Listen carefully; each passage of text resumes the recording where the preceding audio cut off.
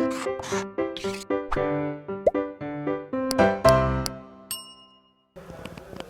Students, welcome back to Blueprint Digital. आज की इस वीडियो में हम उपकला अथवा एपिथेलियम ऊतक के बारे में पढ़ेंगे। वीडियो को स्टार्ट करने से पहले हमारे चैनल को सब्सक्राइब करें और बेल आइकन दबाना न भूलें, जिससे हमारे लेटेस्ट वीडियोस की नोटिफिकेशन आपको प्राप्त होती रहे। अब हम आज के टॉपिक पर आते हैं। जंतुओं के समस्त अंगों पर बाहरी और भीतरी यानी कि एक्सटर्नल और इंटरनल आवरण बनाने वाला ऊतक एपिथेलियम ऊतक कहलाता है। अर्थात एपिथेलियम ऊतक वह ऊतक होता है जो हमारी बॉडी के, जंतुओं की बॉडी के बाहर और आंतरिक यानी कि बाहरी और आंतरिक आवरण बनाने का कार्य करता है। यह ऊतक अन्य ऊतकों पर वृद्धि करता है। भ्रूणीय विकास के दौरान ये उपकला जो ऊतक होता है वो सर्वप्रथम विकसित होने वाला ऊतक होता है।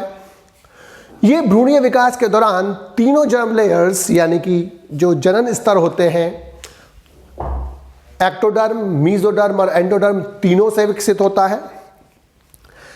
इस ऊतक में पुनरुद्भवन यानी कि रीजनरेशन की पावर होती है, रीजनरेशन की क्षमता होती है। यह ऊतक सदैव अपने नीचे स्थित संयोजी ऊतकों पर ही रेस्ट करता है, अर्थात टिका हुआ होता है। इस ऊतक की सेल परस्पर आपस में सटी हुई होती हैं, अर्थात उनके बीच में अंतरकोशिकीय स्थान इंटरसेलुलर स्पेस अनुपस्थित होता है अथवा बहुत कम होता है। यह ऊतक एक आधार कला यानी कि बेसमेंट मेम्ब्रेन पर टिका होता है। इस ऊतक में रुधिर वाहिनियों का अभाव होता है और इस ऊतक का निर्माण में तीनों जर्म लेयर्स यानी एक्टोडर्म, मेसोडर्म और एंडोडर्म तीनों भाग लेते हैं, अर्थात किसी भी जनन स्तर से बन सकता है।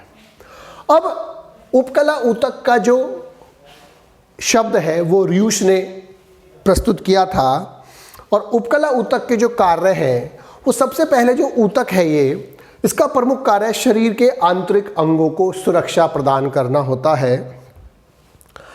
यह भीतर स्थित ऊतकों की सेल्स को जीवाणुओं, रोगाणुओं आदि के दुष्प्रभाव से और हानिकारक पदार्थों से और चोट आदि से आंतरिक सेल्स को बचाता है। दूसरा फंक्शन जो है इसका, जो त्वचा की एपिथेलियम होती है, हमारी बॉडी के ऊपर जो स्किन होती है उसकी जो एपिथेलियम होती है वो एक इम्परवियस बैरियर यानी कि अभेद रोध बनाती है और ये त्वचा के नीचे स्थित ऊतकों को चोट से बचाती है, घर्षण से बचाती है, रसायनों के दुष्प्रभाव से बचाती है और संक्रमण से बचाती है और उनको सूखने से बचाती है। तीसरा, जो आंतरिक अंगों तथा ऊतक होते हैं, हमारी बॉडी के जो आंतरिक अंग है, ऊतक है, तो उनके अंदर जो ऊतक तरल होता है उन दोनों के मध्य यानी कि हमारे बॉडी के पार्ट्स और जो ऊतक तरल होता है यानी कि टिश्यू फ्लूइड होता है, उसके मध्य पदार्थों का जो आदान प्रदान होता है वो एपिथेलियम के द्वारा होता है और यह ऊतक केवल आवश्यक पदार्थों को ही अंदर बाहर आने जाने देता है यानी कि आने और जाने देता है। चौथा, श्वसन अंगों से गैसों का जो आदान प्रदान होता है वो एपिथेलियम के थ्रू होता है। इसके अलावा उत्सर्जी अंगों में उत्सर्जी पदार्थों का आदान प्रदान होता है, वो एपिथेलियम टिश्यू से होता है। और आहार नाल की उपकला से पोषक पदार्थों एवं जल का अवशोषण भी उपकला के द्वारा होता है यानी कि एपिथेलियम टिश्यू के द्वारा होता है। फिफ्थ, शरीर के जो विभिन्न अंग हैं जैसे श्वास नाल, मूत्र वाहिनी, जनन वाहिनी आदि की जो पक्षमाभी यानी कि सीलिएटेड एपिथेलियम होती है यानी कि सीलिया युक्त एपिथेलियम होती है और म्यूकस तथा अन्य तरल पदार्थ जो होते हैं उनके संवहन में सहायता करती है, उनके एक जगह से दूसरी जगह तक जाने में सहायता करती है। सिक्स्थ, जो स्रावी एपिथेलियम है यानी कि सिक्रीटरी एपिथेलियम है, वो विभिन्न प्रकार के स्रावी पदार्थों का जो हमारे बॉडी में यूज होते हैं उनका स्रावण करती है, उनका सिक्रीशन करती है। सेवेंथ, जो संवेदी अंग होते हैं, सेंसरी ऑर्गन्स जो है हमारे, उनकी एपिथेलियम संवेदनाएं ग्रहण करने में सहायता करती है।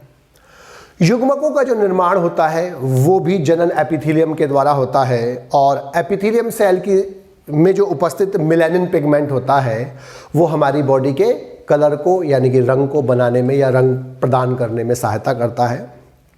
और 10th, एपिथेलियम सेल्स जो होती हैं उनमें तीव्र विभाजन की क्षमता होती है, जिसके कारण ये घाव भरने में सहायता करती हैं। इसके अलावा ये पुनरुद्भवन में भी सहायता करती है।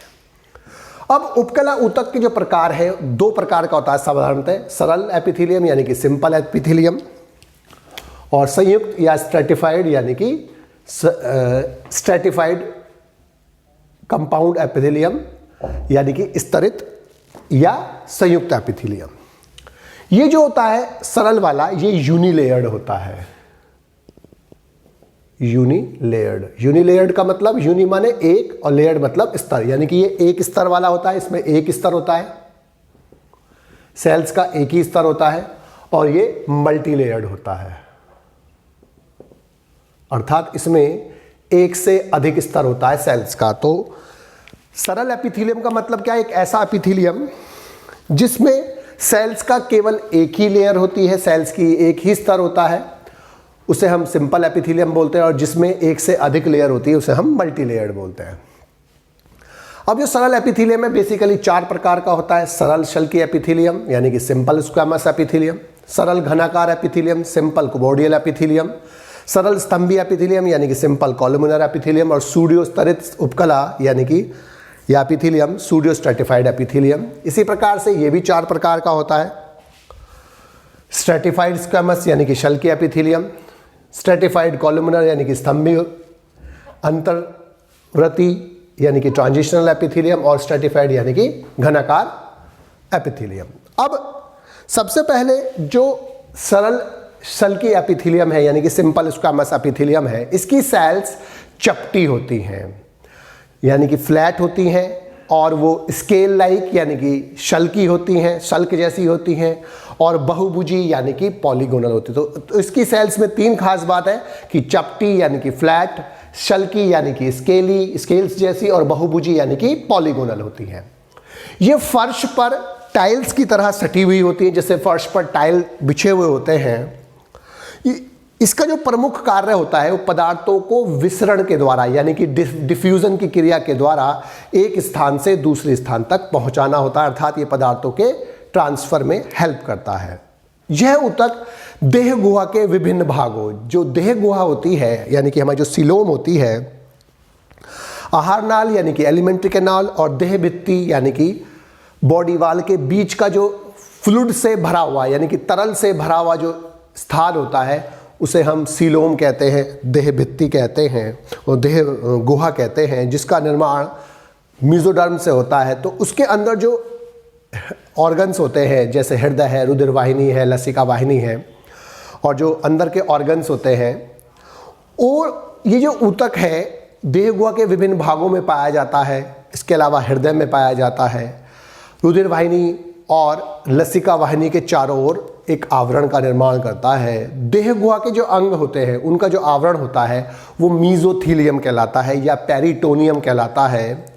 हृदय और उसकी वाहिनी के चारों ओर जो आवरण होता है उसे एंडोथीलियम कहते हैं, और वो भी शल्की एपिथेलियम से बनता है। इसके अलावा ये लंग्स के एल्वेलाई में भी पाए जाते हैं, और रेटिटेस्टिस में, स्मॉल ब्रोंक्यूल आदि में भी शल्की एपिथेलियम पाया जाता है, सरल शल्की एपिथेलियम पाया जाता है। दूसरा होता है सरल घनाकार एपिथेलियम।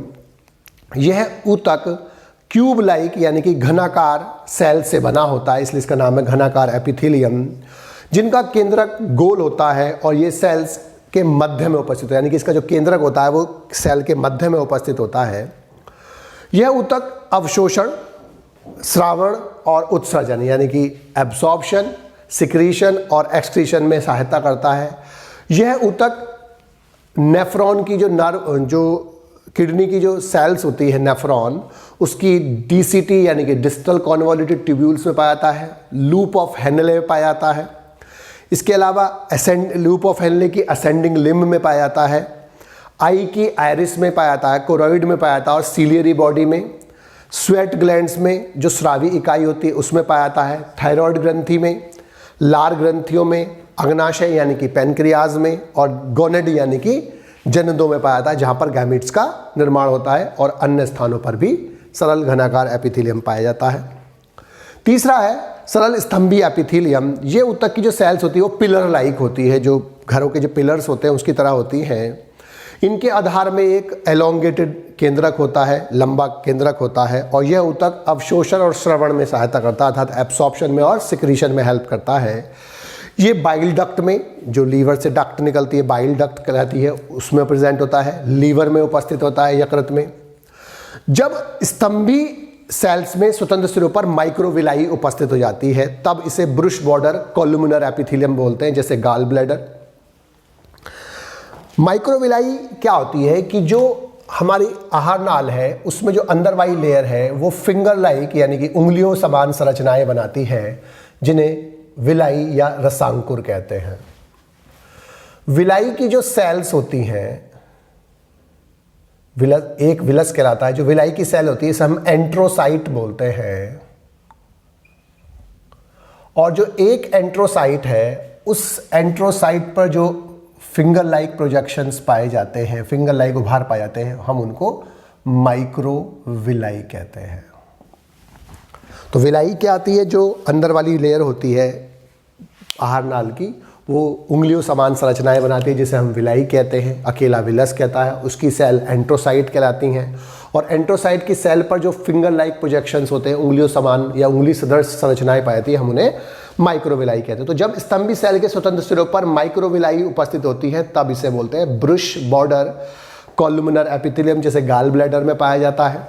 और जब जो स्तंभी सेल्स हैं उनके स्वतंत्र सिरों पर सीलिया उपस्थित होते हैं, यानी पक्षमाभ उपस्थित होते हैं, तब हम इसे सीलिएटेड कॉलुमिनर एपिथेलियम कहते हैं, जैसे फैलोपियन ट्यूब में और एपेंडाइनल एपिथेलियम में पाई जाती है। एपेंडाइनल एपिथेलियम जो होती है वो ब्रेन की जो कैविटी होती है उसमें जो एपिथेलियम होती है एपेंडाइनल एपिथेलियम बोलते हैं। ये स्पाइनल कॉर्ड में भी पाई जाती है। इसके बाद है सूडियो स्ट्रेटिफाइड एपिथेलियम। सूडियो माने होता है फॉल्स यानी कि आभासी, स्ट्रेटिफाइड मतलब लेयर यानी कि स्तरित। यानी कि इसके नाम से पता चल रहा है कि इसमें एक ही लेयर होती है, लेकिन इसमें दो तरह की सेल्स होती है, छोटी और बड़ी सेल। और छोटी और बड़ी सेल होने के कारण इसमें सेल्स ऐसा प्रतीत होती है कि एक से अधिक लेयर्स में, एक से अधिक स्तर में व्यवस्थित होती है, लेकिन वास्तव में वो एक ही लेयर स्तर, एक ही स्तर होता है, सेल्स का एक ही लेयर होती है। इसीलिए इसका नाम है सूडियो स्ट्रेटिफाइड एपिथेलियम, क्योंकि ये सिंगल लेयर्ड होता है, एक ही स्तर वाला होता है, लेकिन सेल्स छोटी और बड़ी होने के कारण उस स्तर में ऐसा लगता है कि इसमें एक से अधिक स्तर है, प्रतीत होती है कि एक से अधिक स्तर है, इसलिए इसका नाम है सूडियो स्ट्रेटिफाइड एपिथेलियम। ये जो एपिथेलियम है ये कॉलुमिनर एपिथेलियम का यानी कि स्तंभी उपकला का मॉडिफिकेशन है। और ये नर मूत्र मार्ग यानी कि यूथरा में पाया जाता है, उसके मध्य भाग में पाया जाता है। श्वास नाल यानी कि ट्रैकिया में पाया जाता है। इसके बाद वास, डिफरेंस आदि में सूडियो स्ट्रेटिफाइड एपिथेलियम पाया जाता है। दूसरा है स्तरित और संयुक्त एपिथेलियम। इन ऊतकों की जो सेल्स होती हैं वो दो या दो से अधिक स्तरों में व्यवस्थित रहती हैं, इसलिए इनका नाम है स्तरित और संयुक्त एपिथेलियम। पहला है स्ट्रेटिफाइड एपिथेलियम। तो स्ट्रेटिफाइड स्क्वैमस एपिथेलियम का मतलब क्या है कि इसमें सेल्स कैसी होंगी, स्क्वैमस यानी कि शल्की होंगी, लेकिन वो शल्की सेल्स जो है वो एक से अधिक स्तरों में लगी होती हैं, इसलिए इसका नाम है स्ट्रेटिफाइड स्क्वैमस एपिथेलियम। और ये दो प्रकार का होता है, केराटिनाइज्ड और नॉन केराटिनाइज्ड। जिसमें केराटिन प्रोटीन प्रेजेंट होती है वो केराटिनाइज्ड होती है, जिसमें केराटिन प्रोटीन नहीं होती उसे नॉन केराटिनाइज्ड प्रोटीन बोलते हैं। ये सेल्स ऐसी जगह प्रेजेंट होती है जहाँ पर सेल्स की डेथ हो जाती है, सेल की मृत्यु हो जाती है, जहाँ पर ये अवरोध बनाती है जैसे स्किन पर। और नॉन केराटिनाइज्ड ऐसी जगह पाई जाती है जहाँ पर सेल की डेथ की आवश्यकता नहीं होती, सिंपल सेल्स पाई जाती हैं। इसके बाद जो स्ट्रेटिफाइड कॉलुमिनर एपिथेलियम है, ये सेल्स जो होती हैं इसकी समान सेल्स होती है कॉलुमिनर एपिथेलियम की तरह, लेकिन यहाँ पर एक सिंगल लेयर में अरेंज होती है, यहाँ पर ये एक से अधिक लेयर में व्यवस्थित होती है। इसी प्रकार से जो ट्रांजिशनल एपिथेलियम होती है वो विशेष प्रकार की सेल्स होती है जो रूपांतरित हुई सेल्स होती हैं। और स्ट्रेटिफाइड यानी कि कुबोडियल एपिथेलियम जो होती है वो कुबोडियल सेल्स होती है, लेकिन एक से अधिक लेयर में व्यवस्थित होती है। बच्चों, आज की इस वीडियो में बस हम इतना ही पढ़ेंगे।